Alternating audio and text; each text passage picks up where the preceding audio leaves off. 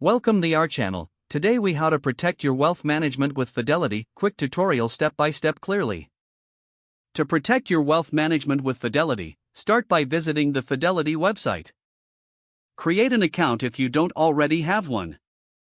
Log in to your Fidelity account with your credentials. Once logged in, navigate to the Accounts and Trades section. Select Account Positions to review your current investments. Look for the Asset Allocation tool to assess your portfolio diversification. Consider using Fidelity's Investment Checkup tool for insights. Set up alerts for significant market changes that may affect your investments. Explore insurance options offered through Fidelity for added security. Review your estate planning documents to ensure they are up to date.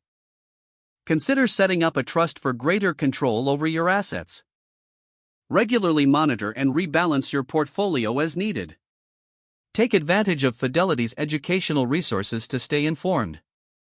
Discuss your financial goals with a Fidelity advisor for personalized advice. Evaluate your risk tolerance to ensure your investments align with your comfort level. Finally, ensure your contact information is current to receive important updates from Fidelity. If the page does not load, refresh the browser or try again in a private or incognito window. Make sure you are using the correct email address, then retype it carefully to avoid small typos. If your password is not accepted, use the reset option and create a new strong password you can remember. Check your spam folder for verification or security emails, then complete any requested confirmation steps. Enable two-factor authentication if available to improve account security and reduce unauthorized access risk. After signing in, review your profile details so your contact information and settings are accurate and current. If you see an error message, note it down and try again after restarting your device and internet connection. Log out when you finish, especially on shared devices, to keep your account and payment information secure. If the page does not load, refresh the browser or try again in a private or incognito window. Make sure you are using the correct email address, then retype it carefully to avoid small typos.